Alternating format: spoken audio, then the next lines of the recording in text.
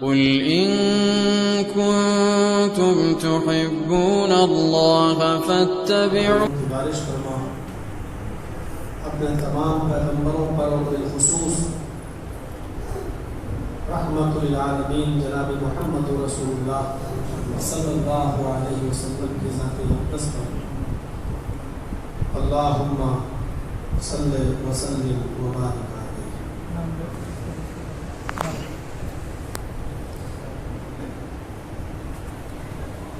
کل جمعہ کا خطبہ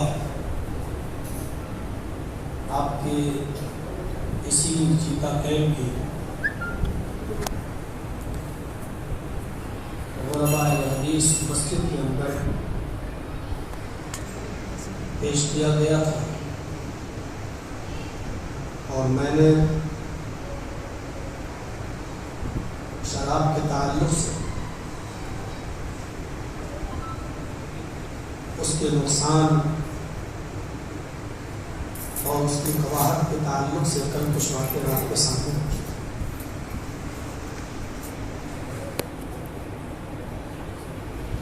ضروری ہے اس وقت کہ ہم اپنے معاشرے کو ان تمام برائیوں سے پاک و صاف رکھیں جس سے ہم اور ہماری بعد میں آنے والی نسل کو روبرو نہ ہونا پڑے۔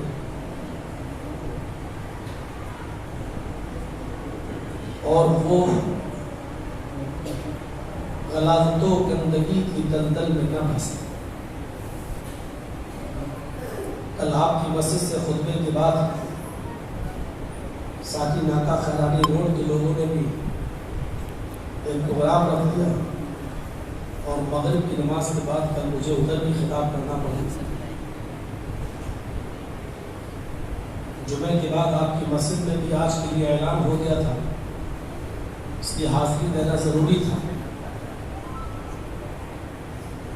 اس وقت پروگرام پورے ہندوستان میں کہیں ہو بھی نہیں رہے ہیں، صرف بنگال کے اندر پروگرام چل رہے ہیں، وہ بھی روڈ پر،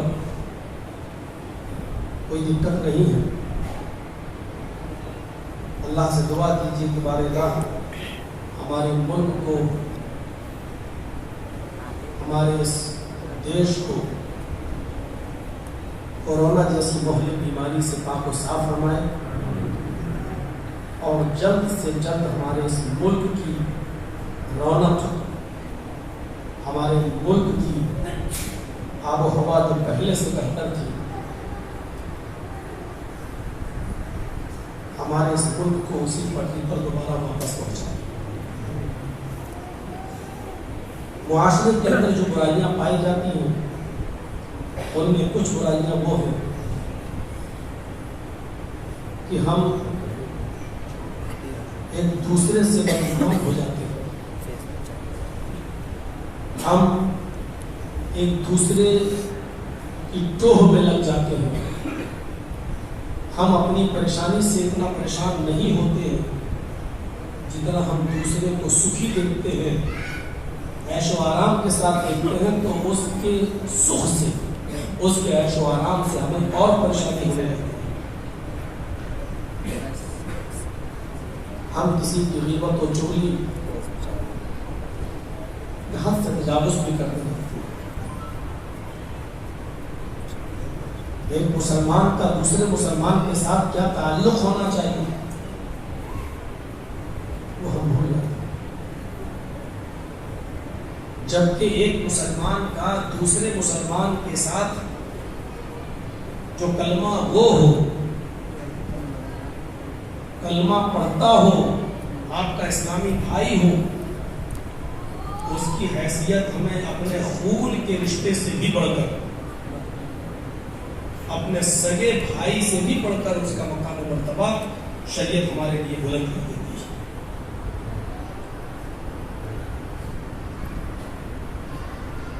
قرآن کریم کی اس آیت پر پھر سے غور کیجیے جو میں نے خطبہ مسعودہ کی بات تلاوت کی۔ یا ایھا الذین آمنوا اجتنبوا کثیرا من الظن، ان بعض الظن اسم ولا تجسسوا ولا يغتب بعضكم بعضا أيحب أحدكم أن يأكل لحم أخيه ميتا فكرهتموه. اتنا شاندار اصول بتا دیا گیا ہے کہ اس اصول پر اگر آپ کاربند ہو جائیں تو ایسا ہو ہی نہیں سکتا کہ آپ اپنے معاشرے کے اندر، اپنے سماج کے اندر ایک دوسرے سے دور ہو جائیں. ایسا ہو ہی نہیں سکتا. اے مسلمانوں، اے ایمان والوں، اجتنبوا کثیرا من الظن، بھائی چارے کو جو چیز ختم کر دیتی ہے، یہاں قریب آ کے بیٹھی ہے، یہاں یہ چیزیں بہت ڈسٹرب کرتی ہیں. خود نہیں سن رہے، دوسروں کو سنا رہے، ان کو فکر ہی نہیں ہے. کچھ فائدے ہیں تو نقصان بھی ہے کچھ. کتنا شاندار ایک اصول بتایا ہے اسلامی بھائی چارے کو برقرار رکھنے کے لیے. پہلا ضابطہ، پہلا اصول، اجتنبوا کثیرا من الظن، بہت زیادہ برا گمان مت کیا کرو کسی بھائی کے بارے میں، زیادہ گمان کرنے سے بچو. ان بعض الظن اسم، کچھ بدگمانیاں انسان کو بہت بڑا گنہگار بنا دیتی.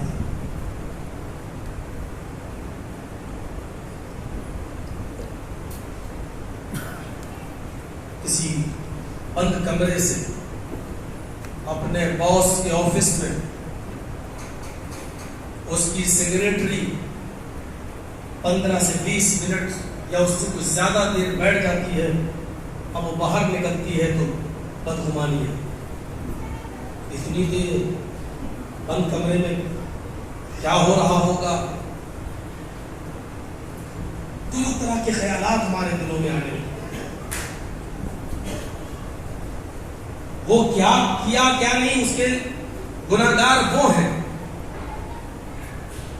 لیکن آپ کو ضابطہ یہ بتایا جا رہا ہے کہ آپ ان دونوں کے بارے میں بدگمانی نہیں کر سکتے.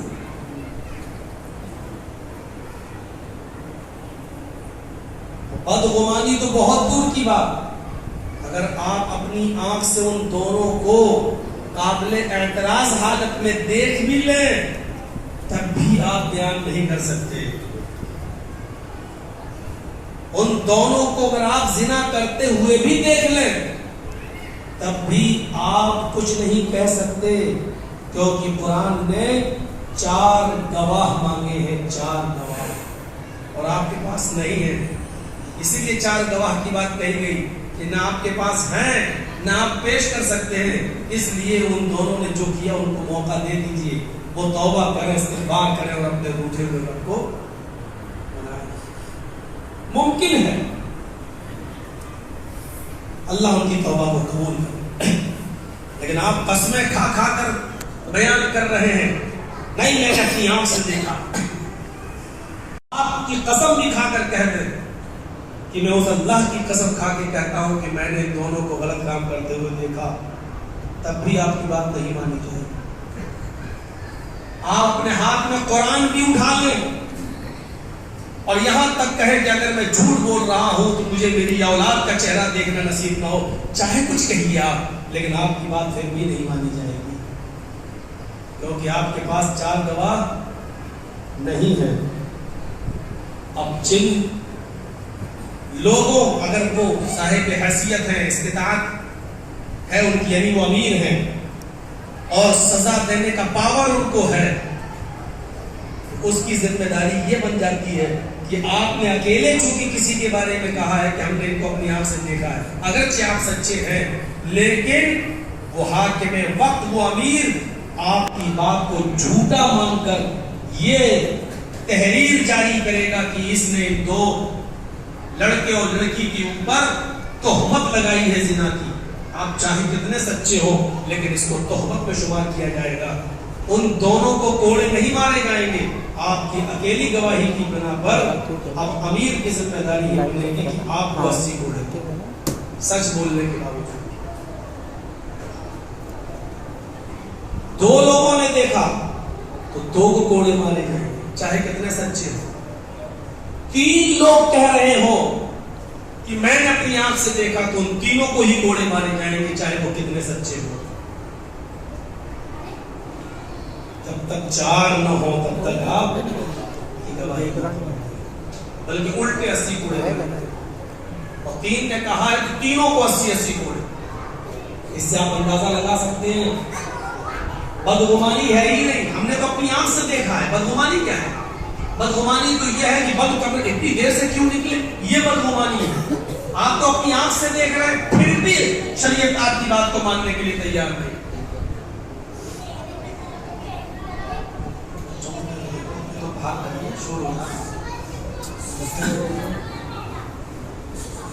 یا ایھا الذین آمنوا اجتنبوا کثیرا من الظن. یہاں تہمت لگانا اور گواہی دینے کا حکم نہیں ہے, یہاں تو صرف اس بات کا حکم دیا جا رہا ہے بدگمانی بھی مت کرو.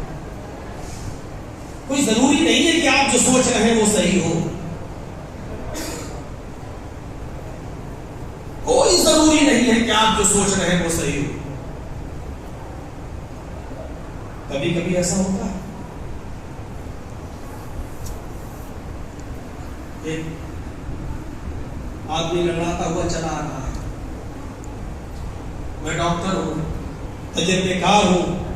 میں نے اس کو دیکھ کے کہا اس کے پیر میں موچ آ گئی اس لیے لنگڑا کے چل رہا ہے. میرے بغل میں دوسرے ڈاکٹر صاحب بیٹھے ہیں, وہ کہتے ہیں نہیں میں بھی ڈاکٹر ہوں, 20 سال سے پریکٹس کر رہا ہوں, میرا تجربہ کہتا ہے کہ اس آدمی کی ریڑھ کی ہڈی میں درد ہے اس لیے لنگڑا کے چل رہا ہے. جرجی صاحب نے کہا نہیں اس کے پیر میں موچ ہے, اگر میری بات غلط نکلے تو 1000 روپے میں ہار جاؤں گا آپ کے. میرے بغل میں جو ڈاکٹر ہے وہ کہتا ہے نہیں اس کی ریڑھ کی ہڈی میں درد ہے, اگر میری بات غلط نکلے تو 1000 روپے ہم ہار جائیں گے آپ کے. وہ آدمی لگڑا تھا, وہ بالکل قریب آیا. آپ دونوں کیوں بحث کر رہے ہیں؟ بتائیے صاحب آپ کے پیر میں موچ ہے یا ریڑھ کی ہڈی میں درد؟ اس نے کہا نہ موچ ہے نہ ریڑھ کی ہڈی میں درد, میری کوئی چپل ٹوٹ گئی تھی اس لیے لگڑا تھا. کوئی ضروری نہیں ہے کہ ہم جس کے بارے میں جو سوچ رہے ہیں وہ صحیح ہو.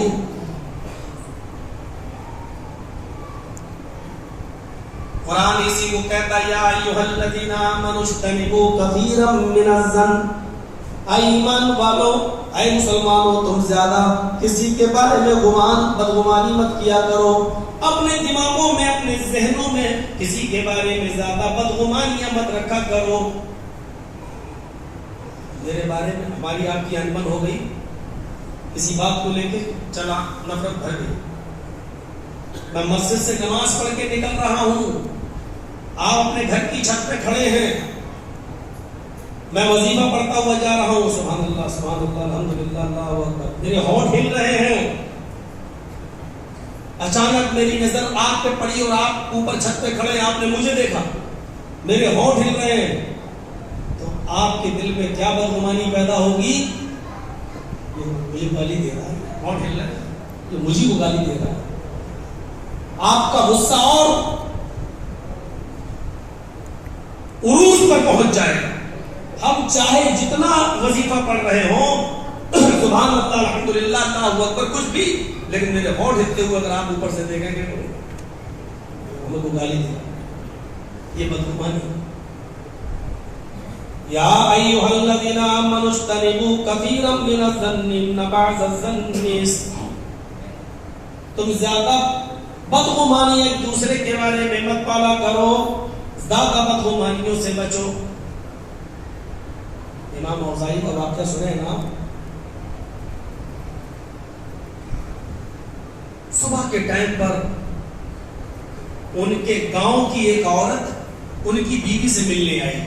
امام اوزاعی رحمت اللہ علیہ کی بیوی سے ملنے آئی, دروازے کو دستک دی, چٹائی پر بیٹھے تھے, یہ اٹھ کر دروازہ کھولے. اس عورت نے کہا السلام علیکم, انہوں نے کہا وعلیکم السلام. اس عورت نے کہا حضرت مجھے آپ کی بیوی سے ملنا ہے. انہوں نے کہا ٹھیک ہے. وہ جس چٹائی پر بیٹھے تھے اٹھ کے چلے گئے اور اپنی بیوی سے کہا کہ گاؤں کی کوئی عورت, محلے کی کوئی عورت آئی ہوئی ہے اور آپ سے بات کرنا چاہتی ہے. وہ اپنے بیوی کے روم میں چلے گئے اور بیوی اسی چٹائی پر بیٹھ گئی جس چٹائی پر یہ بیٹھے ہوئے تھے. جیسی وہ چٹائی پر بیٹھی تو پیچھے سے وہ بھیگ گئی. بیٹھی تو اس میں کچھ پانی پڑا ہوا تھا تو وہ بھیگ گئی. اس نے جلدی سے دیکھا کہ پانی, اس کی نظر امام اوزاعی کے چھوٹے سے بچے پر پڑی جو بالکل برہنہ تھا, ننگا تھا.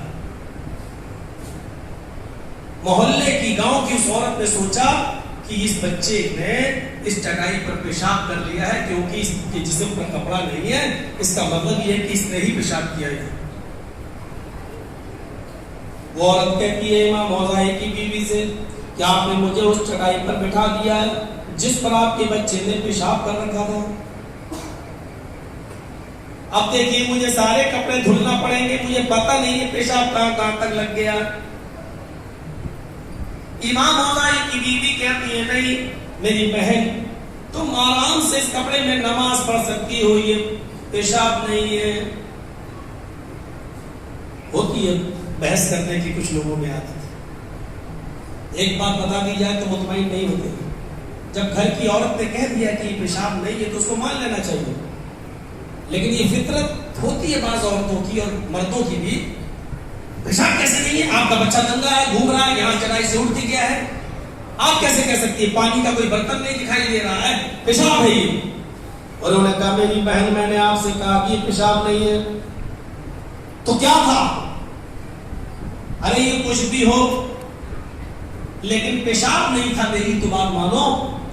تو کہا کہ پانی تھا, کہا نہیں پانی بھی نہیں.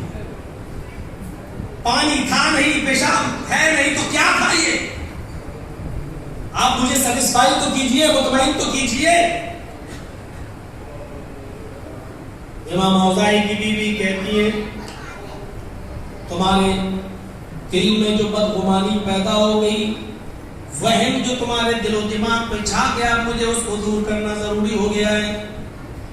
آئے میری بہن, جس چٹائی کے اوپر تم بیٹھی ہو یہ وہ چٹائی ہے جو ہمارے شوہر نماز فجر پڑھ کر اسی چٹائی پر آ کر بیٹھتے ہیں, پھر سورج نکلنے تک وہ قرآن کی تلاوت کرتے ہیں, اور جب سورج نکل آتا ہے قرآن پڑھنا بند کر دیتے ہیں.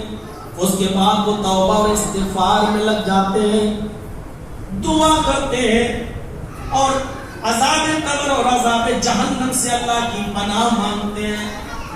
پھر وہ جہنم سے بچنے کی دعا مانگتے استغفار کرتے کرتے اتنا روتے ہیں کہ ان کے آنکھوں سے گرنے والے آنسوؤں سے یہ چٹائی تر ہو جاتی ہے. میری بہن وہ توبہ اور استغفار ہی میں لگے ہوئے تھے کہ دروازے پر دستک آئی, آپ کی آواز آئی, انہوں نے دروازہ کھولا, آپ نے کہا کہ میں ان کی بیوی سے ملنا چاہتی ہوں آپ کی. انہوں نے آپ کو چٹائی پر بٹھا دیا. آئے میری بہن, جس کو تم پیشاب سمجھ رہی ہو یہ پیشاب نہیں ہے, یہ میرے شوہر امام اوزاعی کے آنکھوں سے نکلنے والے آنسو ہیں. جن آنسوؤں سے چٹائی تر ہو گئی اور اس چٹائی کے اوپر تم بیٹھ گئی ہو. اور کچھ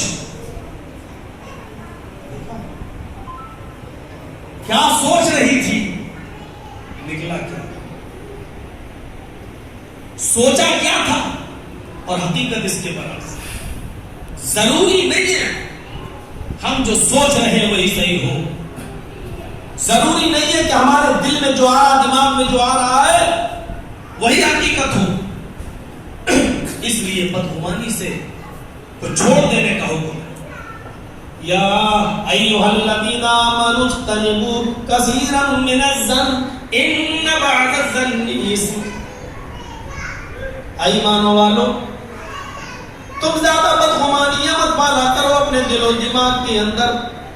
ان بعض الظن اثم, بعض بدگمانیاں انسان کو بہت بڑا گناہگار بنا دیتی ہیں, گناہ کے قریب کر دیتی ہیں, گناہ کا مرتکب کر دیتی ہیں.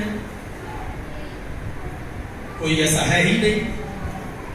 بزنس کے تعلق سے بات ہو رہی ہے, بند کمرے میں بات ہو رہی ہے, اب وہ کمرے سے نکل کے آ رہی ہے، اتنی دیر میں کیوں آئی، ضرور کوئی دال میں کھانا. آپ نے تو بہت زیادہ اپنے دماغ میں ضرورت سے زیادہ ہی سوچ لیا ہے. اس بدگمانی نے آپ کو گناہگار بنا دیا ہے، کیونکہ آپ کو کیا حق تھا اس کے بارے میں غلط سوچنے. کوئی لڑکی اکیلی موبائل پر بات کرتی ہوئے سڑک پہ جا رہی، ضرور اپنے بوائے فرینڈ سے بات کرتی ہوئی جا رہی ہوگی.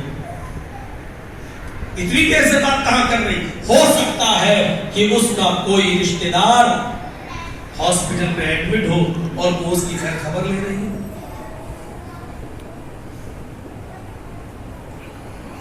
ہم تصور کریں، سوچیں ان چیزوں کو، اور یہی بدگمانی ہمیں ایک دوسرے سے دور کر دیتی ہے. یا ایھا الذین آمنوا اجتنبوا کثیرا من الظن ان بعض الظن اثم ولا تجسسوا. معاشرے میں دوسری برائی اور اس کا تعارف قرآن کس طریقے سے بیان کر رہا ہے. بدگمانی بھی مت کرو اور ایک دوسرے کی جاسوسی بھی نہیں. ایک دوسرے کی ٹوہ میں مت لگے رہو. یہ کیا کر رہا ہے، کیا کھا رہا ہے، اس کے پڑوس سے کوکر کی سیٹی آ رہی ہے، 5-6 سیٹیاں آ چکی ہیں، اس کا مطلب یہ نہیں تو یہ پک رہا ہے. سیٹیوں سے بھی اندازہ لوگ لگاتے ہیں. آپ کو جاسوسی کرنے کا حق نہیں ہے. جاسوسی کے اوپر تو واقعہ ہم آپ کی چتا کینٹی میں بیان کیے تھے نا.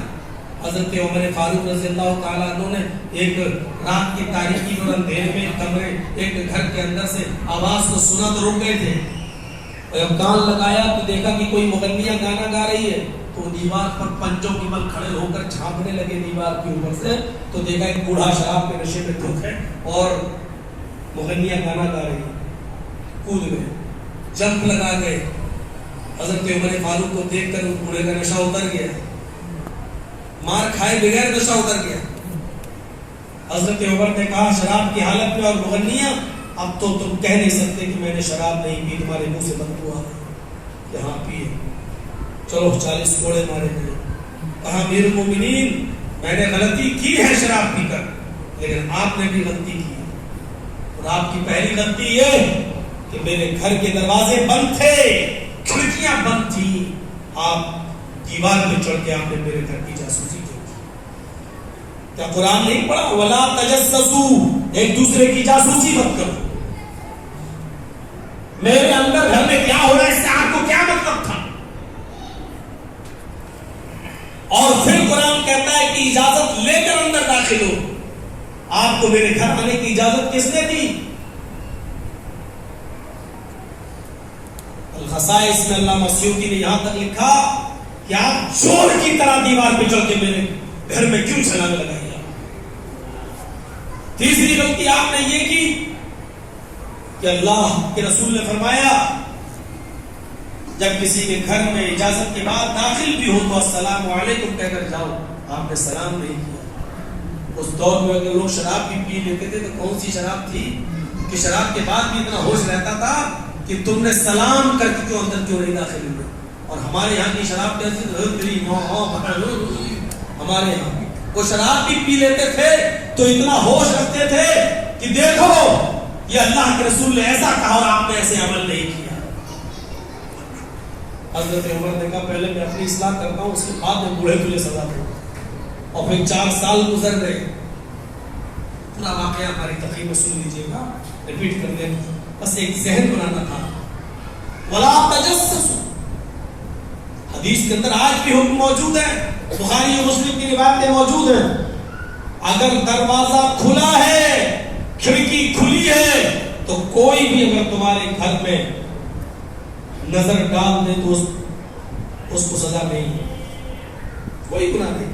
دروازہ کھلا ہے، کھڑکی کھلی ہے، کوئی بھی جھانکتا ہوا نکل جائے گا، دیکھنے والے پر گناہ نہیں. لیکن دروازے بند ہوں، کھڑکیاں بند ہوں اور اس کے بعد کوئی جھانکنے کی کوشش کرے اور تمہارے گھر کے اندرونی حالات کا جائزہ لینے کی کوشش کرے اور تمہیں کہیں سے پتہ چل جائے کہ کوئی میرے گھر میں جھانک رہا ہے، تو اللہ کے رسول کی حدیث سے باہر نکلو اور اس کی دونوں آنکھیں پھوڑ دو. پھوڑ دینے والے پر کوئی گناہ نہیں. انڈیا میں سزا ملے گی لیکن شریعت کے حساب سے جو آدمی گناہ گار. وَلَا تَجَسَّسُوا، ایک دوسرے کی جاسوسی مت کیا کرو.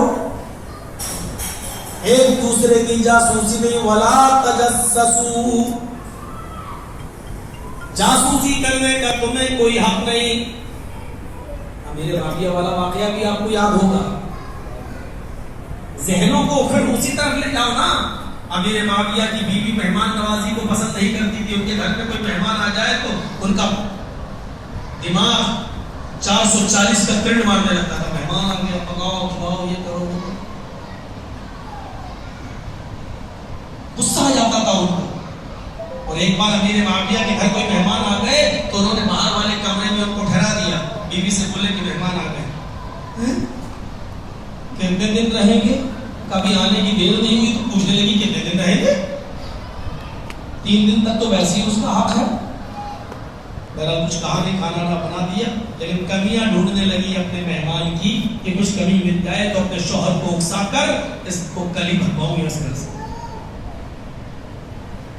امیر معاویہ نے اس مہمان کے کمرے میں وہ جائے نماز رکھ دی، وضو کا پانی رکھ دیا لوٹا بھر کر، نالی بتا دی کہ یہاں ہے، پیشاب پیشاب لگے تو یہاں چلے جانا، اور کمرہ کو بالکل الگ کر دیا، سب کچھ باہر سے.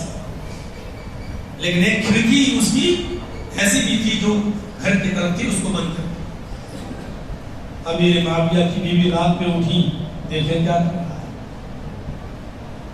کان لگاتی ہے کھڑکی پر تو کیا سنتی ہے کہ وہ بہت ہی بےہودہ اور گندا گانا گا رہا ہے. مہمان بہت ہی غلیظ اور گندا گانا گا رہا ہے. امیر معاویہ کی بیوی کو مل گئی کمی، گئی دوڑتے، ذرا اٹھو اٹھو. کہا کیا؟ اٹھو تو پہلے اپنے شوہر کو کہا کیا؟ کان لگاؤ. کیا ہے؟ کان تو لگاؤ. مہمان کی کھڑکی میں جیسے ہی کان لگایا تو گانا کیا بنا؟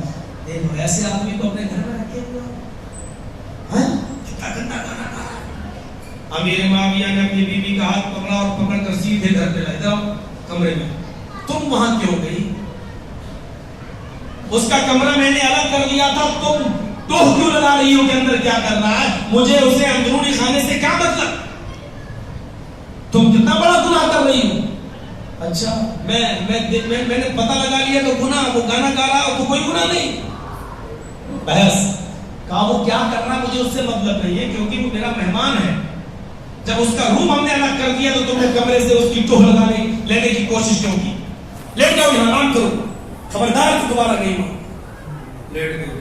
اب انتظار کرنے لگے کہ کب سوتی ہے، کب مجھے سو جائے تب میں جاؤں اس کو سمجھانے. اکیلے میں نصیحت کریں تو زیادہ اچھا ہوتا ہے. تھوڑی دیر کے بعد امیر معاویہ کی بیوی چلی گئی دوسری دنیا میں اور چلنے لگا تھا کا جنریٹر ہو گئی. سمجھ گئے کہ ہاں سو گئے. اب چپکے سے اٹھے اور کھڑکی کی طرف جاتے ہیں کہ دیکھیں سنیں، اگر گانا گا رہا ہوگا تو ہم دروازہ کھٹکھٹائیں گے اور اندر جا کے سمجھائیں گے، اور اگر سو گیا ہوگا تو اس کی نیند خراب کرنے سے کوئی فائدہ نہیں، صبح فجر کے بعد دیکھ لیں. تو دوبارہ جب کان لگاتے ہیں تو کیا سنتے ہیں کہ وہی مہمان جو ابھی تھوڑی دیر پہلے گانا گا رہا تھا اب بہت ہی بہترین آواز میں قرآن کی تلاوت کر رہا ہے. ابھی گانا گا رہا تھا، تلاوت کر رہا ہے. فوراً جاتے ہیں اپنی بیوی کے پاس، اے اٹھ. کیا ہوا؟ اٹھ آؤ. کیوں اٹھا رہے مجھے؟ ادھر آؤ، کھڑکی میں ادھر آؤ، کان لگاؤ. ابھی تو جاسوسی کرنے سے منع کر رہے تھے، خود کہہ رہے ہیں کان لگاؤ. ارے کان تو لگا تو پہلے. اس نے کان لگایا، آواز سنی قرآن کی، کہتے ہیں بڑا پہلوی ہے، ابھی گانا گا رہا تھا تلاوت. کہا میری بیوی جاسوسی تم نے بھی کی اور جاسوسی میں نے بھی کی. کان لگانا ہی غلط تھا، لیکن میری نیت یہ تھی کہ میں اس کو اکیلے میں سمجھاؤں. اس لیے میں نے سوچا کہ دیکھیں وہ جاگ رہا ہے یا سو رہا ہے. لیکن جب میں نے کان لگائے تو پتہ چلتا ہے کہ وہ قرآن پڑھ رہا ہے. آئے میری بیوی تم نے بھی غلط کام کیا اور میں نے بھی غلط کام کیا, مجھے کام نہیں لگانا چاہیے تھا, لیکن ہم نے اور تم نے دونوں نے جاسوسی کی ہے. لیکن ہماری اور تمہاری جاسوسی میں فرق یہ انتر یہ ہے کہ تم نے مجھے میرے بھائی کی برائی دکھلائی, میں نے تمہیں اپنے بھائی کی خوبی اور اچھائی دکھلائی. اللہ کے نبی صلی اللہ علیہ وسلم فرماتے ہیں جب اپنے بھائی کی کوئی برائی دیکھو تو اس کے اوپر پردہ ڈالو. ہم نے پردہ ڈالنے کے لیے کہا تھا اب جاؤ سو جاؤ. صبح فجر کی نماز پڑھنے کے لیے جب امیر معاویہ نکلتے ہیں مسجد کی طرف, اذان ہوتے ہی جب مسجد کی طرف جاتے ہیں تو کیا دیکھتے ہیں کہ ان کا مہمان ان سے بھی پہلے مسجد میں پہنچا ہوا ہے, اور جماعت کھڑے ہونے سے پہلے وہ قرآن کی تلاوت ہی کر رہا ہے.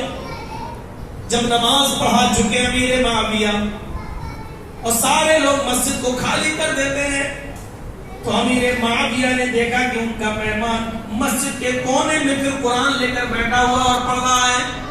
امیر معاویہ اس کے پاس گئے اور کہنے لگے گانا گانا اور قرآن کو کثرت سے پڑھنا, یہ کسی ایک انسان کے اندر یہ دونوں چیزیں جمع نہیں ہو سکتی.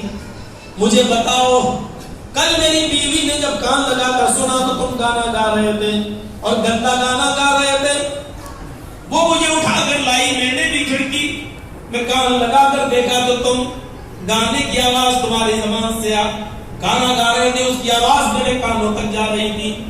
تھوڑی دیر کے بعد جب میں تمہیں سمجھانے کے لیے گیا تو دیکھا تم قرآن پڑھ رہے ہو. کہنے لگا ہاں امیر معاویہ آپ نے بالکل صحیح پہچانا, میں بہت بڑی الجھنوں سے گزر رہا ہوں. میری بیٹیاں جوان بھی ہو چکی ہیں, بہت سے لوگوں نے میرے مال و دولت زمین و جائیداد کے ساتھ خیانتیں کی ہیں, میرے پاس رہنے کے لیے اپنا صحیح سے سر چھپانے کے لیے جھونپڑی بھی نہیں ہے.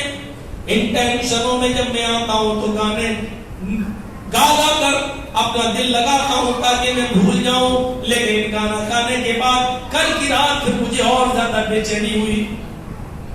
تو اچانک میرے ذہن میں قرآن کی آیت آئی, الا بذکر اللہ تطمئن القلوب, دلوں کو سکون پہنچانے کے لیے تو اللہ کا ذکر ہوتا ہے, گانے نہیں.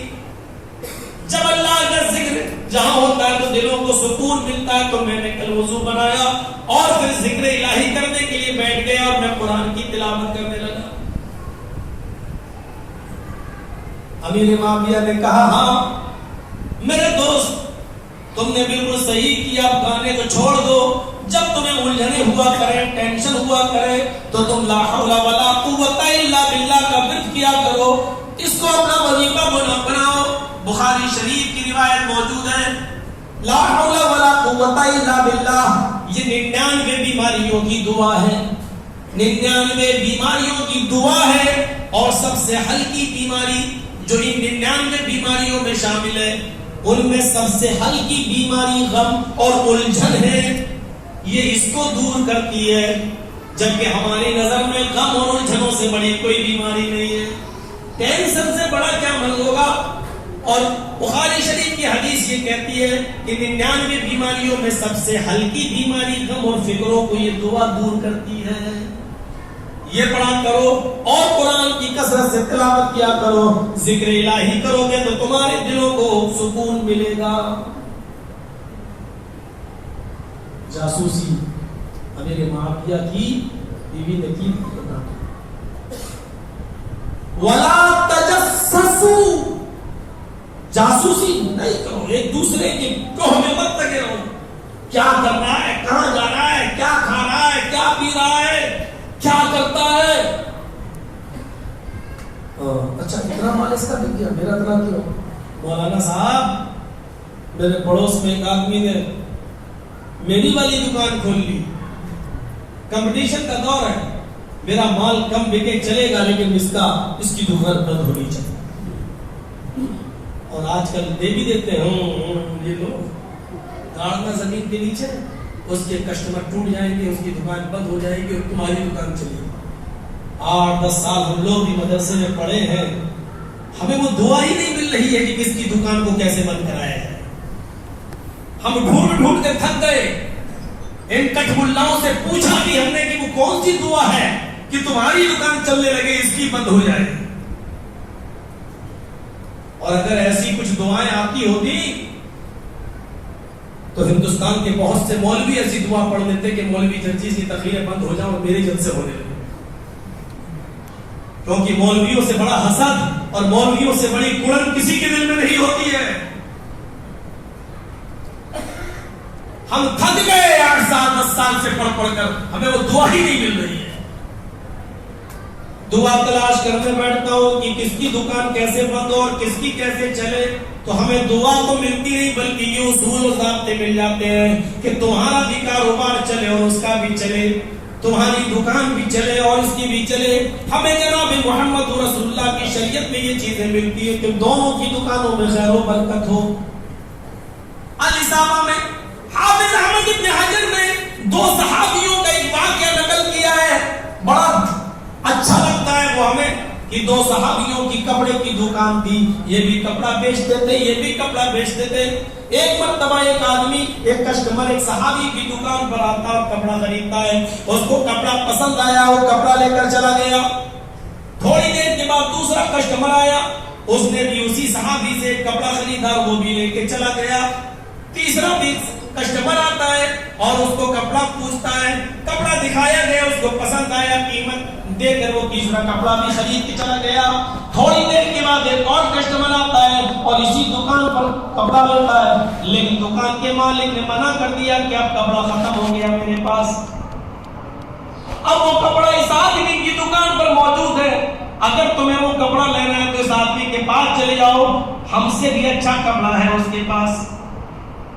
جیسے ہی وہ آدمی دوسری دکان پہ گیا, اس کپڑا بیچنے والے صحابی کا ہیلپر جو کپڑا اٹھا اٹھا کر دکھاتا تھا کہنے لگا میرے مالک وہ کپڑا تو موجود تھا, پھر آپ نے وہ کپڑے کے لیے منع کیوں کر دیا اور اس دکان پر کیوں بیچ دیا. یہ صحابی روتے ہوئے کہتے ہیں میرے 3 کپڑے بک گئے, میرے گھر کا گزر بسر چل جائے گا, میرے بیوی بچے پیٹ بھر کے کھانا کھا لیں گے, اتنی کمائی میری ہو گئی. میں نے دیکھا کہ صبح سے اس آدمی کا ایک بھی کپڑا نہیں بکا, وہ بھی کثیر العیال ہے, اس کے بھی بیوی اس کے بھی بچے ہیں, اس کا چولہا کیسے چلے گا, اس کے گھر میں کھانے پینے کا سامان کیسے آئے گا.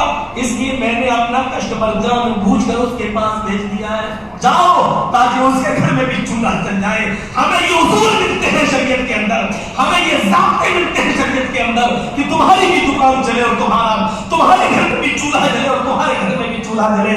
اے کٹ ملاؤ, تعویذ اور کنڈے کے کام کرنے والے بےہودے مولویوں, تمہیں کسی نے دیا ہے دوسروں کی دکانیں بند کرنے کے لیے, جھاڑ پھونک کی اجازت تمہیں کس نے دی؟ شرم مگر نہیں آتی ہے اپنے ضمیروں کو بیچنے والے, اپنے شریعت کو بیچنے والے, اپنے ایمان کا سودا کرنے والے. یہ مولوی نہیں ہے, کٹ ملے ہیں جنہوں نے دین کے ساتھ سودے بازی کی ہے, دین کے ساتھ سودے بازی. اندازہ لگائیے شریعت میں ہمیں یہ ملتا ہے اور یہ کٹ یہ تعجب افسوس ہوتا ہے مجھے اس بات پر. ہاں تھوڑا یہ دھندا چل رہا ہے اور یہ دھندا ایسا کہ مولوی جرجیس لاکھ کہے کہ یہ دعا پڑھتے ہو بل جب تک وہ گنڈا اور جعفران آفران سے لکھ کے نہ دیا جائے تب تک یقین ہی نہیں. اسی پر یقین ہے, اسی پر یقین, اور ایسا یقین کہ ہمارے اٹاوا کے اندر ایک بدبخت مولوی نے ایک عورت کو کہا کہ تمہیں اوپر کا پورا کپڑا اتارنا پڑے گا اور تمہاری پیٹھ پر جعفران سے ہمیں کلام اللہ کا کلام لکھنا پڑے گا. اور اس مولوی نے اپنے ہی حجرے میں پورا کپڑا اتروایا اس کا اوپر کا, اور پھر جعفران کھول کر اور وہ لکڑی والی پینسل سے اس نے پھر پیٹھ سے لے کر پوری کمر تک اور پھر سامنے بٹھا کر یہاں سے لے کر اور اس کے سینے پر بھی لے کر اور یہاں ناف تک پورا لکھا. کیا لکھا اللہ بہتر جانے, پورا کلام لکھا. یہ اور مسجد کے حجرے میں یہ عورت جب گھر گئی تو اس نے اپنے شوہر کو بتایا کہ اس کے شوہر کو غصہ آ گیا. اتفاق سے مسجد کے ذمہ داروں میں وہ بھی شامل تھا. اگرچہ وہ مسلکن کوئی اور تھا لیکن اپنی بیوی کے جسم سے اترتے ہوئے اس کپڑے کو کہ اس نے یہاں لکھا، اس کی غیرت جاگی، اس نے پوری کمیٹی کو بلایا اور جوتا چپل اتار کے اس مولوی کو مارنے کے لیے گیا، لیکن لوگوں نے کہا نہیں، اس کی حرکت غلط ہے، لیکن مارو نہیں، بڑی بدنامی ہوگی، میڈیا میں آ جائے گا اور بات کا پتھر بن جائے گا، تم تو جانتے ہو۔ پھر اس مولوی کو اتنے دن کی پوری تنخواہ دے کر جہاں تک روکا تھا اس کو دے کر اور رات ہی رات اس مولوی کو وہاں سے بھگا۔ مجھے لکھنے والوں پر تعجب نہیں ہوتا ہے، مجھے ان پر تعجب ہوتا ہے کہ یہ کیسی شرافت کی دیوی بن جاتی ہے کہ مولوی جو کہتا چلا جا رہا ہے اور یہ کرتی چلی جا رہی ہے، جو کپڑا اتروایا جا رہا ہے وہ اتارنے کے لیے تیار ہو جاتی ہے۔ جب کسی کی عقل پر مولوی اتنا چھا جائے، یہ قدم اللہ اتنا چھا جائے، تو کیا آپ یہ امید تک لگا سکتے ہیں کہ شرم و حیا کی کوئی سانس باقی رہ گئی ہے اس کے اندر سے؟ مر چکی ہے شرم و حیا۔ ہمارے وہ نبی جو کسی غیر عورت سے ہاتھ ملانا تک گوارا نہ کرتے ہو، وہ جسم سے کپڑا اتارنے کی بات کریں، لیکن اس مولوی پر کشادہ ہے راہیں، ان کی مرضی میں کرے وہ جو چاہے۔ میرے بھائیوں، ان مولویوں سے کوئی سوال جواب نہیں ہوتا، کیوں؟ کیونکہ یہ نائب رسول ہے، یہ نائب رسول ہے۔ ایسا ڈراؤنا واقعہ آپ کو سنا دیں گے کہ آپ کو تو مولوی کے پیچھے پڑنا ہی پڑا، انہیں ساتھ حضرت تھا حضور، ہاں یہ وہ۔ وَلَا تَجَسَّسُوا، ایک دوسرے کی جاسوسی نہ کرو۔ وَلَا يَغْتَبْ بَعْضُكُمْ بَعْضًا، اور کسی کی غیبت بھی نہ کرو۔ پیٹھ کے پیچھے تمہیں غیبت کرنے کا کوئی حق نہیں۔ غیبت تین قسم کی ہوتی ہے۔ ایک غیبت یہ ہوتی ہے کہ ہم کسی آدمی کے اندر کوئی برائی دیکھیں اور اس کو اس کی پیٹھ کے پیچھے بیان کریں۔ ایک غیبت یہ ہوتی ہے کہ ہم نے خود تو نہیں دیکھا ہے کسی کے اندر یہ برائی، لیکن دوسرے نے ہمیں بتایا کہ فلاں آدمی شراب پیتا ہے اور ہم نے تحقیق کیے بنا اسی بات کو آگے بڑھا دیا، فلاں تو شرابی ہے، حالانکہ ہم نے خود دیکھا نہیں۔ اور ایک یہ ہوتا ہے کہ اس کے اندر کوئی برائی ہے ہی نہیں اور ہم اس کے اندر برائی اس کی اچھال کر دوسروں کو بیان کر رہے ہیں، حالانکہ وہ برائی اس کے اندر ہے ہی نہیں۔ اب سنیے، ہم نے اپنی آنکھ سے دیکھا آپ کو شراب پیتے ہوئے، جوا کھیلتے ہوئے، اب ہم نے کہہ دیا فلاں آدمی کو میں نے اپنی آنکھ سے برائی، یہ ہو گئی غیبت۔ اس کے اندر کوئی چیز پائی جا رہی ہے برائی اور ہم نے اس کو اس کے پیٹھ کے پیچھے لوگوں کو بتایا، یہ کہلاتا ہے غیبت۔ آپ نے ہم سے کہا ارے وہ ہمارے یہاں محمد اسلم رہتے تھے، ہاں ارے یار وہ تو شراب پیتے مولانا، بہت برے آدمی ہے، ہمیں معلوم نہیں ہے شرابی ہے، لیکن آپ نے ہمیں بتایا۔ اب ہم سے کسی نے پوچھا، ہم نے کیا کہا؟ ارے وہ تو شرابی ہے۔ اس کو کیا کہتے ہیں؟ افک۔ اس کو کیا کہتے ہیں عربی زبان میں؟ افک۔ ہم نے اپنی آنکھ سے دیکھا اور اس کو بیان کر رہے ہیں اس کے پیٹھ کے پیچھے، تو یہ ہے غیبت۔ ہم نے دیکھا نہیں ہے، کسی سے سنا ہے کہ کوئی شرابی جواری ہے اور ہم نے اسی بات کو آگے بڑھا کے ارے وہ تو شرابی جواری ہے، یہ ہے افک۔ یہ کیا ہے؟ افک۔ اور ایک چیز یہ ہے، آپ شرابی ہے ہی نہیں، آپ جواری ہے ہی نہیں، اور میں کہہ رہا ہوں اس کے پیٹھ کے پیچھے محمد اسلم تو جواری ہے، شرابی ہے، ارے وہ تو جس کالج میں جاتا ہے وہاں تو 20 لڑکیوں کے ساتھ اس کے غلط تعلقات، وہ برائی اس میں ہے نہیں، لیکن ہم کہہ رہے ہیں اس کو کہتے ہیں اتہام، اس کو کہتے ہیں تہمت۔ یہ سب غیبت کی قسمیں ہیں، ایک غیبت، ایک افک اور ایک تہمت۔ اور جب قرآن نے غیبت کہہ دیا تو اس میں یہ تینوں چیزیں شامل ہو گئی۔ وَلَا يَغْتَبْ بَعْضُكُمْ بَعْضًا، تم میں سے بعض کی غیبت نہ کرے، تم میں سے کوئی کسی کی برائی نہ کرے، تم میں سے کوئی کسی کے بارے میں کچھ نہ کہے۔ علامہ حیثی نے اپنی مشہور کتاب مجمع الزوائد کے اندر ایک واقعہ نقل کیا ہے۔ اللہ کے حضرت ابوبکر صدیق اور عمر فاروق ایک جگہ بیٹھے ہوئے تھے، دونوں کو بھوک لگ رہی تھی۔ حضرت عمر فاروق نے محمد رسول اللہ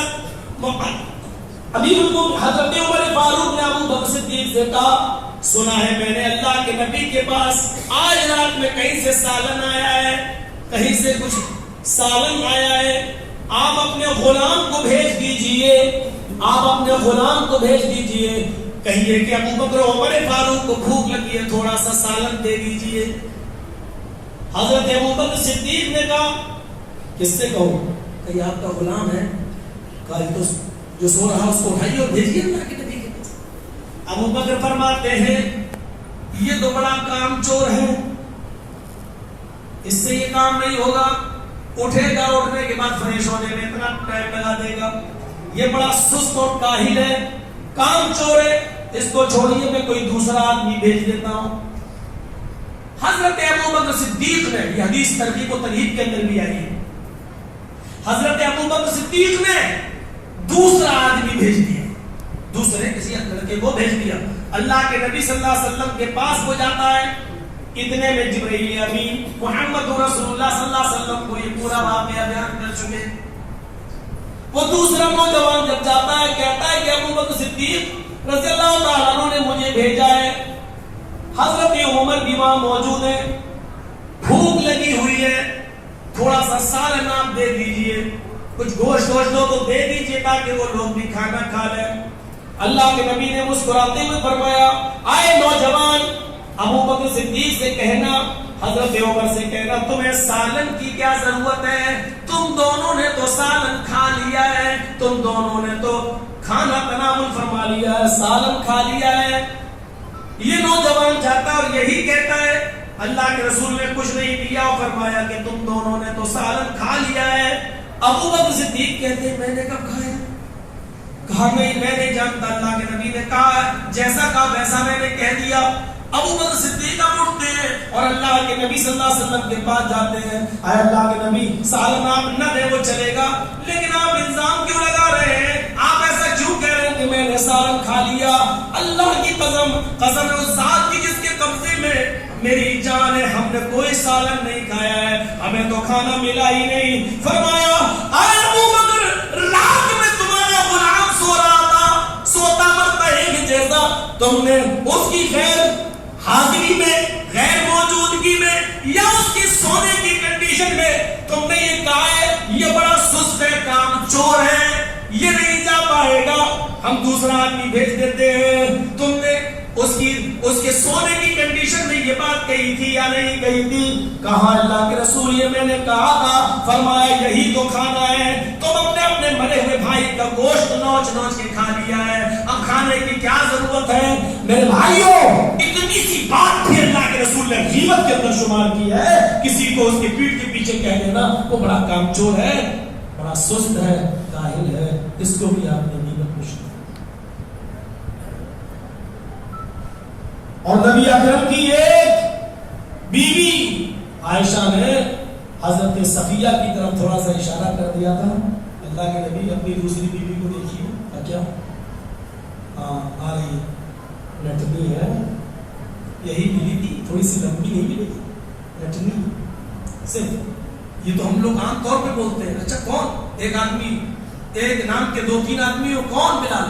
اچھا وہ لمبا، اچھا وہ ٹھنڈا، وہ ناٹا والا، اچھا وہ کالا۔ ہم لوگ بھی ایک دوسرے کو اس طریقے سے کہتے ہیں۔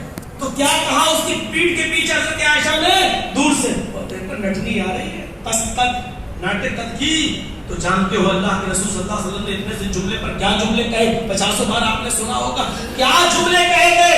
عائشہ تم نے آج اتنا زہریلا جملہ استعمال کیا ہے، اتنا کڑوا جملہ استعمال کیا ہے، تمہاری زبان سے نکلے ہوئے جملے کو اگر میں سمندر میں ڈال دوں تو تمہاری زبان کے جملے سے اس کی کڑواہٹ سے پورے سمندر کا پانی کڑوا ہو جائے، زہریلا ہو جائے۔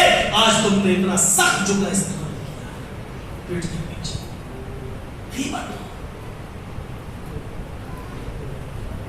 ان تینوں چیزوں پر غور کرو، وَلَا تَجَسَّسُوا وَلَا يَغْتَبْ بَعْضُكُمْ بَعْضًا۔ اب قرآن کی پوری آیت اس طریقے سے دیکھیے، یا ایھا الذین آمنوا اجتنبوا کثیرا من الظن ان بعض الظن اثم ولا تجسسوا ولا يغتب بعضكم بعضا ايحب احدكم ان ياكل لحم اخيه ميتا فكرهتموه۔ ایمان والو زیادہ بدخمانی سے بچو، ولا تجسسو، ایک دوسرے کی جاسوسی نہ کرو، ولا یغتب بعضکم بعضا، اور تم میں سے کوئی کسی کی غیبت نہ کرے. کیا کوئی یہ پسند کرے گا تم لوگوں میں سے کہ وہ اپنے بھائی کا، مرے ہوئے بھائی کا گوشت نوچ نوچ کے کھائے؟ ایاکل لحم اخیہ میتا، کیا تم میں سے کوئی یہ پسند کرے گا کہ وہ اپنے مردہ بھائی کا گوشت نوچ نوچ کے کھائے؟ فکرہتموہ، تم اس کو ضرور ناپسند کرو گے. جب تمہیں ناپسند ہے تو پھر اس چیز کو بھی ناپسند کرو، اور پیٹھ کے پیچھے کسی کی برائی نہ کرو. یہ تین چیزوں سے اگر ہم نے اپنے معاشرے کو صاف کر لیا تو اس کا نتیجہ کیا نکلے گا؟ پھر ہمیں ایک دوسرے سے محبت ہوگی. ہم غیبت نہیں، ہمیں محبت ہوگی. محبت. سلیمان ابن یسار ایک تابعی گزرے ہیں، تابعی سلیمان نام تھا ان کا.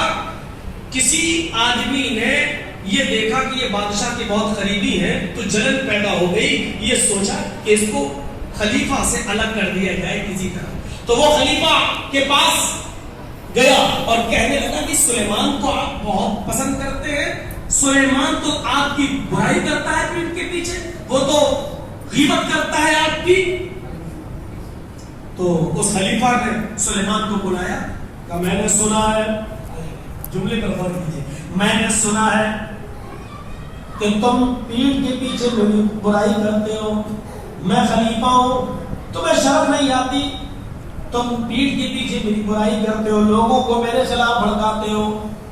سلیمان ابن یسار جواب دیتے ہیں، آپ کو جس نے بھی خبر دی ہے وہ جھوٹا ہے، میں نے آج تک آپ کی برائی نہیں کی ہے. دو جملے بس، میں نے آج تک آپ کی برائی نہیں کی ہے. ہاں کچھ کمیاں ہیں آپ کے اندر، لیکن ان کمیوں کو میں آپ کے منہ پر بتاتا ہوں، مجھے پیٹھ کے پیچھے کہنے کی عادت نہیں. خلیفہ کا جواب سنیے. خلیفہ نے کہا سلیمان تم بچ نہیں سکتے ہو، تمہارے بارے میں مجھے جس نے یہ خبر دی ہے وہ بہت بڑا متقی اور پرہیزگار ہے.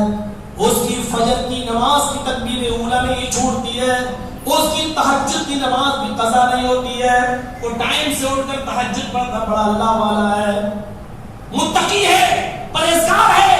فجر کی نماز کی پہلی تکبیر میں وہ شامل ہوتا ہے. میں نے جب سے مسجد میں نماز پڑھی ہے میں نے آج تک اس کو فجر میں غیر حاضر نہیں دیکھا ہے. تہجد کی نماز کا پابند ہے. اتنا بڑا متقی انسان نے مجھے یہ خبر دی ہے، لہذا اس کی بات غلط کیسے ہو سکتی ہے؟ سلیمان ابن یسار نے مسکراتے ہوئے کہا خلیفہ آپ کو یہ کس نے بتا دیا ہے کہ وہ آدمی متقی ہے؟ میں نے محمد رسول اللہ سے، وہ کہتے ہیں میں نے محمد رسول اللہ کی حدیث پڑھی ہے، پیٹھ کے پیچھے غیبت کرنے والا کبھی متقی ہو نہیں سکتا.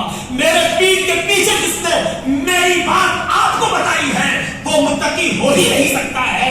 آپ اس کو تقوی کا دیوتا سمجھتے ہیں تو سمجھتے رہیں، تقوی کی معراج پر بٹھاتے ہیں تو بٹھاتے رہیں، آپ اس کو اللہ کا ولی و بزرگ سمجھتے ہیں تو سمجھتے رہیں. آپ کو میں پھر بتاتا ہوں کہ جو آدمی پیٹھ کے پیچھے میری برائی آپ سے کر رہا ہے اس کے اندر تقوی کا کوئی عنصر نہیں ہے، وہ متقی ہے ہی نہیں ہے، وہ چغل خور ہے، غیبت خور ہے، اور اس کی وہی سزا ہے اسلام کے اندر پیٹھ کے پیچھے غیبت کرنے والے کی، جس کے بارے میں اللہ کے نبی نے فرمایا کہ وہ اپنے مرے ہوئے بھائی کا گوشت نوچ نوچ کے کھا رہا. میں نہیں جاننا چاہتا ہوں وہ کون ہے، وہ آپ جانیے. میں نہیں چاہتا ہوں کہ ابھی تک میں اس سے اچھی طرح ملتا تھا اور آپ اس کا نام بتا دیں تو اس کی نفرت میرے دل میں آ جائے. خلیفہ مجھے اس کے نام کی ضرورت نہیں ہے، لیکن آپ اس کو تقوی کا بہت بڑا ہیرو سمجھتے ہیں. میری نظر میں وہ ہیرو نہیں، زیرو ہے، تقوی نہیں. تو پیٹھ کے پیچھے میرے بارے میں آپ کو یہ بتا کر گیا ہے وہ چغل خور کبھی متقی نہیں ہو سکتا ہے. 5 وقت کا نمازی، تہجد کی نماز نہ چھوٹ رہی ہو، فجر میں 20-25 سال سے برابر انہوں نے اپنی آنکھوں سے دیکھا ہو، ایسے آدمی کو متقی ہونے کا سرٹیفکیٹ دینے والے خلیفہ کے سرٹیفکیٹ کو ریجیکٹ کر دیا. سلیمان ابن یسار نے یہ کہہ کر کہ جو پیٹھ کے پیچھے کسی کی غیبت کرتا ہو چغل خور متقی ہو ہی نہیں سکتا. یعنی چاہے کتنی وہ نمازیں پڑھ لے، روزے رکھ لے، حج کر لے، زکات دے لے، تہجدیں پڑھ لے، وہ متقی نہیں ہو سکتا. کہاں ہیں ہم؟ ان چیزوں کو سوچیے اور پھر دیکھیے کیسے. یا ایھا الذین آمنوا انما المؤمنون اخوہ فاصلحوا بین اخویکم، مسلمانوں تم سب آپس میں بھائی ہو، فاصلحوا بین اخویکم، جب دو بھائیوں میں تنازع ہو جائے، دو بھائیوں میں جھگڑا ہو جائے، دو بھائیوں میں کسی بات پر اختلاف ہو جائے تو سماج کی ذمہ داری، دانشوروں کی ذمہ داری، سرمردہ لوگوں کی ذمہ داری، سماج کے سرمایہ دار، سماج کے باعزت معزز لوگوں کی ذمہ داری یہ ہے فاصلحوا بین اخویکم، ان دونوں بھائیوں کے درمیان صلح کرا دیا کریں۔ زیادہ دن تک اس کو لڑکائے، آپ کو معلوم ہے کہ دو آدمی آپس میں نہیں بولتے ہیں، زیادہ دن یہ معاملہ کھینچے گا تو وہ اس کا خاندان اس کا فیور کرے گا، اس کا خاندان اس کا فیور، پھر لڑائی اور جھگڑے کی نوبت۔ اس لیے قرآن نے اس جڑ کو ہی مٹا دیا۔ کیا فرمایا؟ اگر دو بھائی، دو لوگ آپس میں تنازع ہو جائے، اختلاف ہو جائے کسی بھی معاملے کو لے کر، اگر تنازع اختلاف ہو جائے دنیاوی کاروباری کسی بھی معاملے کو لے کر، تو قوم کی اور سماج کی ذمہ داری یہ بنتی ہے کہ ان دونوں کو جلد سے جلد ایک کر دیں۔ یہاں تک کہ اللہ کے نبی نے فرمایا کہ جب ایک مسلمان جھوٹ بولتا ہے تو اس کے منہ کی بدبو سے فرشتہ ایک میل دور بھاگ جاتا ہے، ایک میل۔ وہ جھوٹ جو اتنا برا ہے کہ جس کے بارے میں اللہ کے نبی صلی اللہ علیہ وسلم سے پوچھا گیا کیا مومن بخیل ہو سکتا ہے؟ آپ نے کہا ہو سکتا ہے۔ کیا مومن بزدل بھی ہو سکتا ہے؟ آپ نے فرمایا ہاں ہو سکتا ہے۔ پھر پوچھا گیا کیا مومن جھوٹا بھی ہو سکتا ہے؟ تو اللہ کے رسول نے فرمایا واللہ لا یؤمن، اللہ کی قسم اگر جھوٹ بولتا ہے تو وہ مومن نہیں ہو سکتا۔ جس جھوٹ کو اللہ کے رسول نے اتنا برا کہا ہے، لیکن دو مسلمان بھائیوں میں جب تنازع ہو جائے تو یہاں آ کے اللہ کے رسول اپنا اصول بدل دیتے ہیں اور کیا کہتے ہیں؟ لیس الکذاب الذی یصلح بین الناس، اگر دو لوگوں کے درمیان یا دو قوموں کے درمیان اگر جھوٹ بول کر ان کو صلح کرایا جا سکتا ہے اور ان دونوں کو گلے ملوایا جا سکتا ہے تو یہاں جھوٹ بول دو، یہاں جھوٹ بولنے پر تمہیں جھوٹا نہیں لکھا جائے۔ جھوٹ بول کر ان دونوں کی صلح کرا سکتے ہو تو کرا دو، لیکن تمہیں گناہ نہیں پڑے گا اور جھوٹا نہیں لکھا جائے۔ کہاں ہے صلح کی نہیں بڑی ہے؟ صلح کا اتنا بڑا مطلب ہم آج ایک دوسرے کے حریف ہوتے چلے جا رہے ہیں۔ جنگ یرموک کا واقعہ 500 بار آپ نے اپنے علماء سے سنا ہوگا، اسی مسجد کے منبر پر کھڑے ہو کر انہوں نے خطبہ دیا ہوگا، جلسوں میں گیا۔ وہ جنگ یرموک جہاں سب کی الگ الگ ڈیوٹی تھی، کسی کی ڈیوٹی تھی کہ زخمیوں کو پانی پلاؤ، ایک صحابی پانی کا پیالہ لے کر زخمیوں کو ڈھونڈ رہے ہیں، کوئی زخمی ملے تو ہم اس کو پانی پلائیں۔ پہاڑی کے نیچے سے جھانک کر دیکھتے ہیں کہ جھاڑی سے کسی کے کلہانے کی آواز آ رہی ہے، نیچے اترتے ہیں، جھاڑی کی طرف جاتے ہیں تو وہ پانی پانی پانی پانی کی صدا لگا رہا ہے۔ پانی پلانے والا صحابی پانی کے برتن کو نیچے رکھتا ہے، اپنے بھائی کو اٹھاتا ہے، اپنے سینے سے لگاتا ہے، پھر پانی کا پیالہ اٹھا کر اس کے ہونٹوں تک لے جاتا ہے۔ ابھی ہونٹوں تک لے کر ہی گیا تھا کہ دوسرے آدمی کی کلہنے کی آواز کان میں آتی ہے، میرے بھائی اگر پانی زیادہ ہو تو 2 گھونٹ پانی میرے لیے بھی چھوڑ دینا، میں بھی زخمی ہوں اور پانی کی پیاس مجھے بھی لگی ہوئی ہے۔ اس آدمی نے پانی کا پیالہ منہ سے ہٹا دیا، فرمایا میرا بھائی مجھ سے زیادہ پیاسا نظر آ رہا ہے، میرا بھائی مجھ سے زیادہ پیاسا لگ رہا ہے، آئے میرے بھائی جاؤ اس بھائی کو پانی پلاؤ۔ یہ آدمی دوسرے کو پانی پلانے کے لیے جاتا ہے، دوسرا آدمی کو سینے سے لگاتا ہے، پانی کا پیالہ اس کے منہ تک لے جاتا ہے۔ اتنے میں آواز آتی ہے تیسرے کی، میرے بھائی 1 گھونٹ 2 گھونٹ میرے لیے بھی چھوڑ دینا، اگر پانی بچ جائے۔ اس آدمی نے دوسرے نے تیسرے کی طرف ریفر کر دیا، میرے بھائی مجھ سے زیادہ میرا بھائی پیاسا ہے، اس کو پہلے پانی پلاؤ، اگر بچ جائے تو میرے پاس آ جانا۔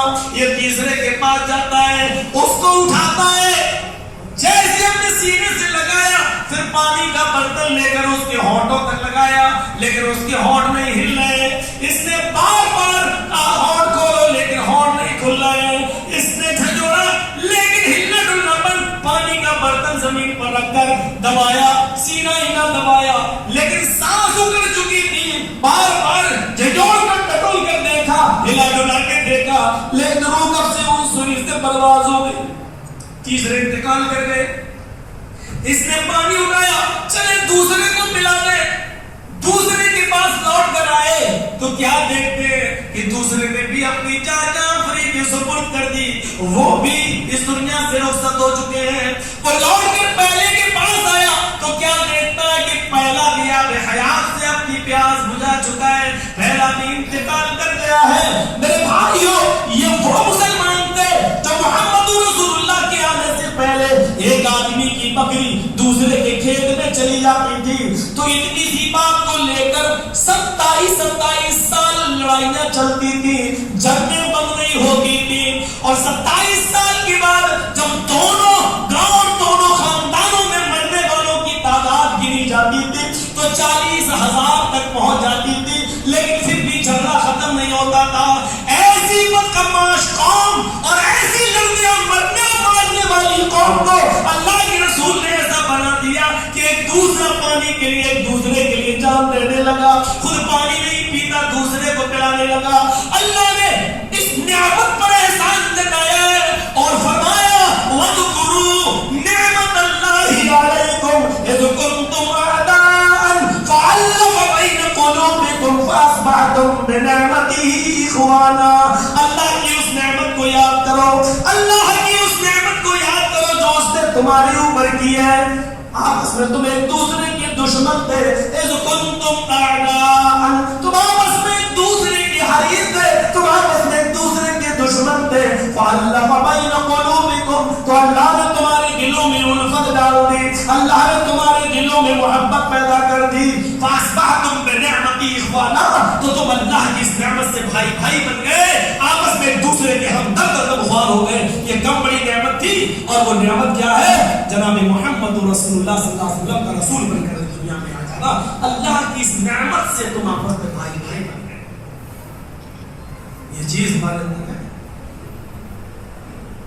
یہ سکھلاتا ہے اسلام. اور جب ہم ایسے بھائی بن جائیں گے ایک دوسرے کے لیے قربانیاں دینے والے, تو بتائیے تو ذرا میرے بھائیوں, کوئی کسی کی غیبت اور چغلی کرے گا اور جاسوسی کرے گا؟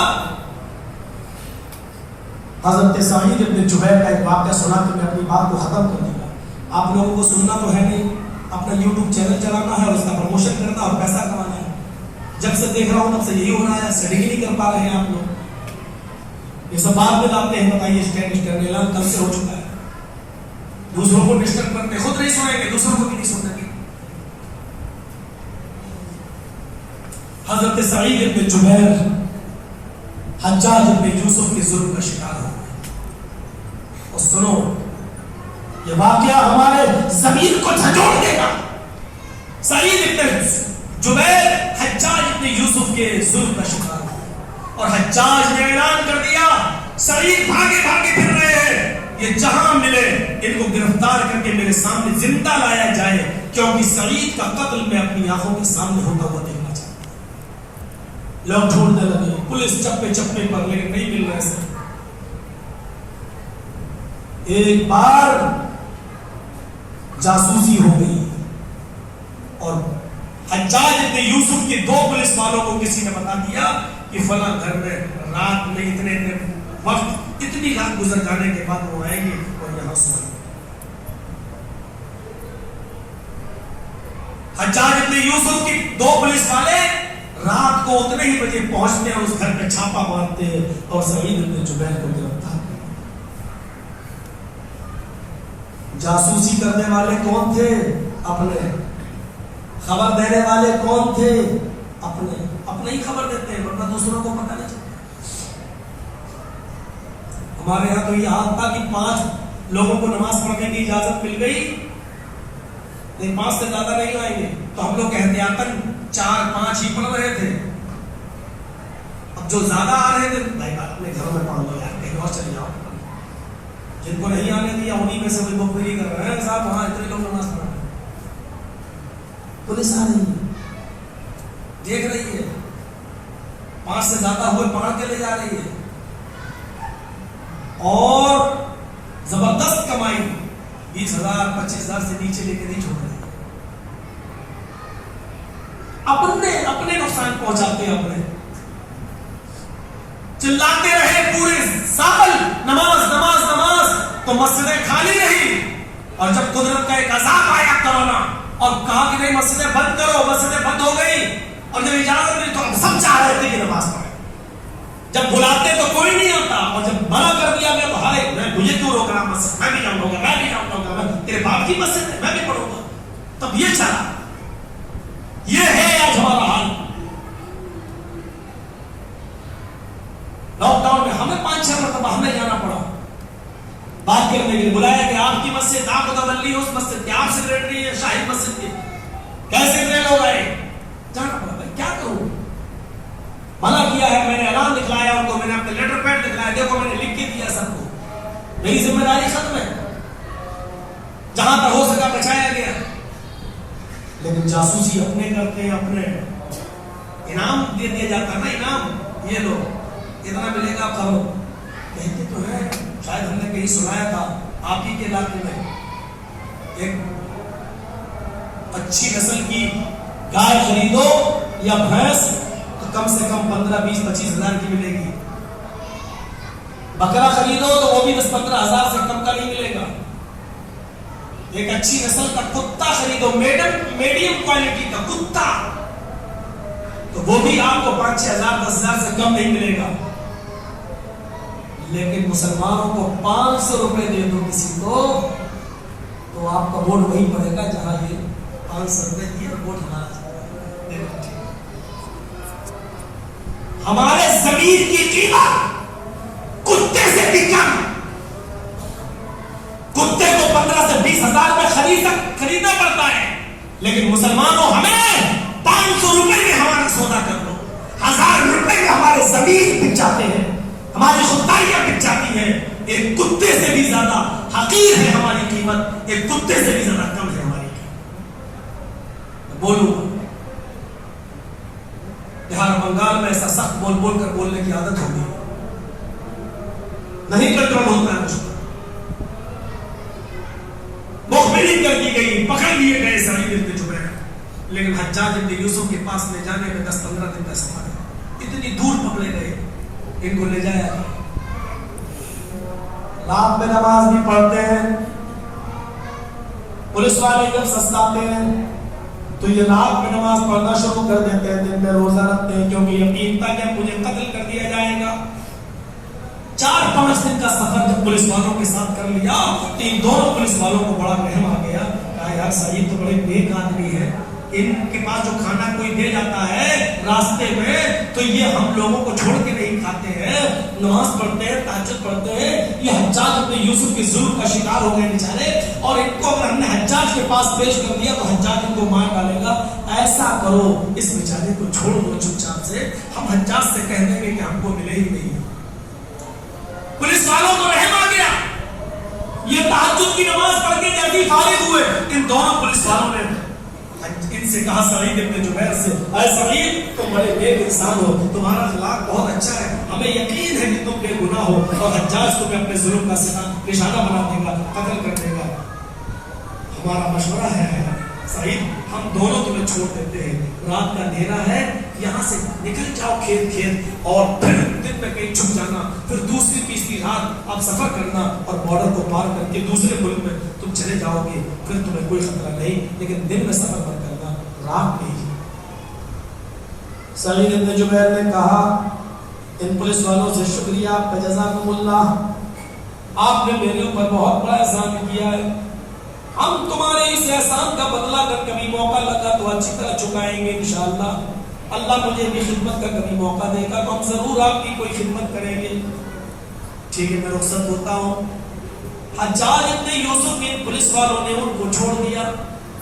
سعید بن جبیر جاتے ہیں, 1 میل چلے گئے, 2 میل چلے گئے, 3 میل چلے گئے, تھوڑی دیر کے لیے سستانے لگتے ہیں, لیکن سستاتے ہیں تو ان کے دماغ میں خیال آتا ہے, اے سعید جس آدمی نے میری جاسوسی کی اور پولیس والوں کو بتا دیا کہ میں یہاں ہوں, اور ان پولیس والوں نے مجھے پکڑ دیا, اس جاسوس کو یہ معلوم ہوگا کہ مجھے پکڑنے والے یہ 2 پولیس والے کون ہیں, اور ان دونوں پولیس والوں نے اگر حجاج کے سامنے یہ کہہ دیا کہ مجھے تو ملے ہی نہیں, لیکن اس مخبر نے اگر یہ خبر دے دی کہ مل گئے تھے اور یہ تو لے کر آ رہے تھے اور راستے میں چھوڑ دیا تو میری جان تو بچ جائے گی، لیکن میرے بدلے میں ان دونوں پولیس والوں کو حجاج پھر قتل کر دے گا۔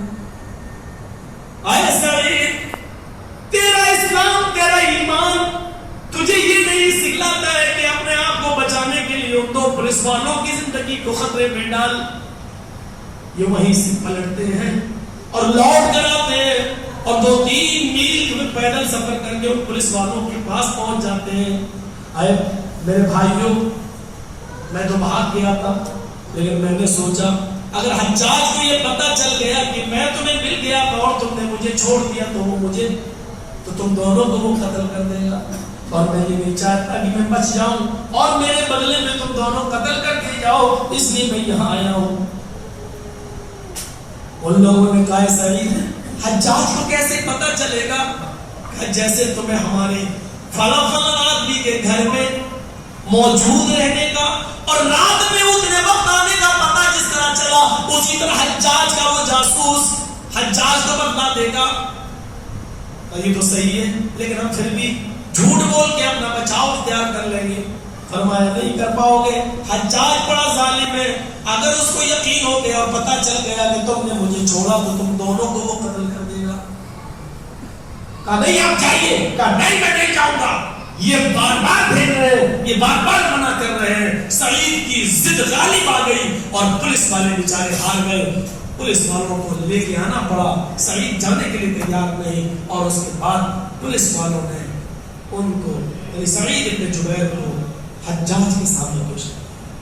حجاج نے مسکرا کے کہا پولیس والوں تمہیں تو انعام ملے گا ہی جو تم نے کیا ہے میرے لیے، لیکن آئے سعید تم نہیں بچو گے۔ سعید نے کہا مجھے معلوم ہے، کہا لاؤ حربی چمڑا لاؤ، خونی چمڑا بچھا دیا۔ سعید اپنے جبیر کے دونوں ہاتھ باندھ دیے گئے اور جیسے سعودیہ میں گھٹنوں کے بل بٹھا کر اور گردن نیچے کر کے گردن اڑائی جاتی ہے، اس خونی چمڑے پر سعید ابن جبیر کو اس طرح جھکا دیا گیا۔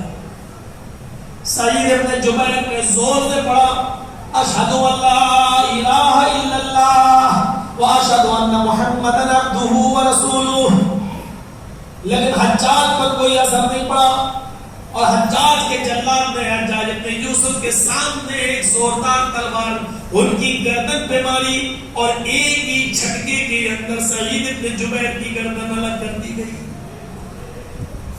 سعید ابن جبیر کی گردن الگ کر دی گئی، سعید ابن جبیر قتل کر دیے گئے۔ پورا کا پورا واقعہ سنانے کا مقصد صرف اتنا ہے کہ جب سعید نے یہ سوچا کہ میری جان بچ جائے گی لیکن میری وجہ سے یہ دونوں مارے جائیں گے، تو یہ میرے اسلام کا، میرے ایمان کا تقاضا نہیں ہے کہ میں بچ جاؤں اور میرے بھائی دونوں قتل کر دیے جائیں۔ اگر ہم بچ جائیں اور میرے بھائی قتل کر دیے جائیں تو پھر ہم نے کون سا بڑا کارنامہ انجام دیا۔